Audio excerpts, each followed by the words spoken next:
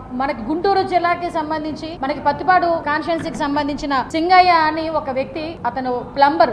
అతని వ్యక్తి జగన్మోహన్ రెడ్డి వాళ్ళ పార్టీ కార్యకర్త, సింపథైజర్. అతను ఆ ర్యాలీలో పాల్గొని ఒక వెహికల్ హిట్ ఇచ్చేస్తే ఆ వెహికల్ కూడా ఆపలేదు సరికదా, అతన్ని పక్కకి లాగేసే పరిస్థితి. అక్కడ మా డిపార్ట్మెంట్ వాళ్ళు చూసి 108 ఎక్కించి జీజీహెచ్ కి, అక్కడ గుంటూరు హాస్పిటల్, గవర్నమెంట్ హాస్పిటల్ కి తీసుకెళ్తే అక్కడికి వెళ్ళిన తర్వాత చనిపోయిన పరిస్థితి. అంటే ఇక్కడ ఒక్క విషయం మాట్లాడుతున్నానండి. సంవత్సరం ముందు చనిపోయిన నాగమల్లేశ్వరరావుని పరామర్శడానికి వెళ్తూ అప్పటికప్పుడు అతని క్యాన్వాయ్ గుద్దిన ఒక దళితుడికి చనిపోతే కనీసం దాని మీద ఖండించిన పరిస్థితి కాదు కదా, కనీసం పరామర్శిస్తున్నట్టు గానీ దాని మీద ఎటువంటి ఒక వాయిస్ కూడా రాలేని పరిస్థితి. కనీసం క్యాన్వాయ్ ఆపలేదు. అరే, సంవత్సరం ముందు చనిపోయిన వ్యక్తిని పరామర్శించడానికి వెళ్తున్నప్పుడు అప్పటికప్పుడు ప్రాణం పోయి, రోడ్డు మీద ప్రాణం పోయింది. కనీసం అతను గనక వెంటనే తీసుకెళ్లి హాస్పిటల్లో జాయిన్ చేసి ఉంటే అతను బతికేవాడేమో. ఇట్టించిన పక్కకు లాగేసే పరిస్థితి. మళ్ళా పోలీసులు చూసుకుని వాళ్ళని 108 లోకి తీసుకెళ్తే అక్కడ చనిపోయిన పరిస్థితి. అంటే ఒక ప్రాణానికి విలువ లేదు, పోయిన ప్రాణం మీద రాజకీయం చేస్తున్నాడు. ఇక్కడ క్లియర్ గా మనం అర్థం చేసుకోవాలి అతని తాలూకా సైకో మెంటాలిటీ. మేము పదే ఇంతకు ముందు అతను అధికారంలో ఉండేటప్పుడు సైకో అంటే చాలా మంది మమ్మల్ని తిట్టారు. కొంతమంది ఏంటంటే అలా అంటారేంటి, సీఎం కదా అన్నారు.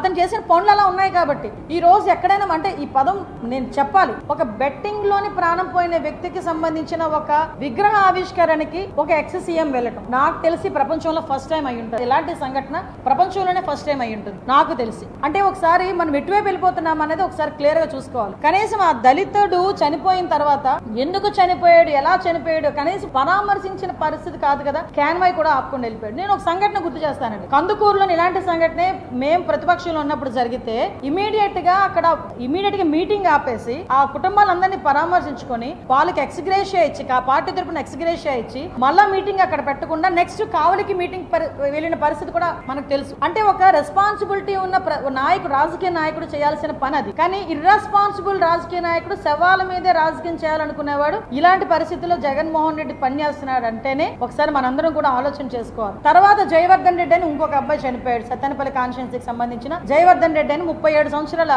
అబ్బాయి చనిపోయాడు. ఈ చావులకి కారణం జగన్మోహన్ రెడ్డి కాదా? ఎందుకు అని అంటే ఈ రోజు ర్యాలీకి పర్మిషన్ వద్దండి, చాలా ర్యాలీ, మీరు ఇంచుమించు 70 కిలోమీటర్లు ఇంత పెద్ద ర్యాలీ 25,000 మంది 30,000 మందిని మొబిలైజ్ చేస్తున్నారు, మీరు ఇలాంటి ఇబ్బంది అవుతుందంటే మాకు కావాలి. అయినా కూడా నోటీసులు ఇచ్చినా కూడా ఏం జరుగుతుందో చూద్దాం అన్నట్టుగా రెచ్చగొట్టే ధోరణిలో ఒక్కొక్కడు వచ్చి ప్లకార్డ్స్ పట్టుకొని మమ్మల్ని రెచ్చగొట్టే పరిస్థితి. అయినప్పటికీ కూడా ఈ రోజు పోలీసులు చాలా శాంతియుతంగా వాళ్ళ పని వాళ్ళకి కానిచ్చుకొని ఒక Z+ సెక్యూరిటీ ఉన్న వ్యక్తికి మేము ఇలాంటి పొజిషన్ లో మేము సెక్యూరిటీ ఇవ్వలేమని చెప్పినా కూడా అతను వినకుండా బయటకు వచ్చి సంవత్సరం క్రితం చనిపోయిన వ్యక్తిని ఈ రోజు వరకు పరామర్శించడానికి టైం లేదా అండి? అంటే ఈ రోజు ఏదో రకంగా బయటకు వచ్చి ఒక శాంతి భద్రతలకు విఘాతం కలిగించాలని ఒక సైకో మెంటాలిటీతో ఒక నేరస్తుడి, రాజకీయ ముసుగులో ఉన్న ఒక నేరస్తుడు చేస్తున్న కుట్రగా మనం భావించుకునే పరిస్థితి ఈ రోజు కనిపిస్తా ఉంది.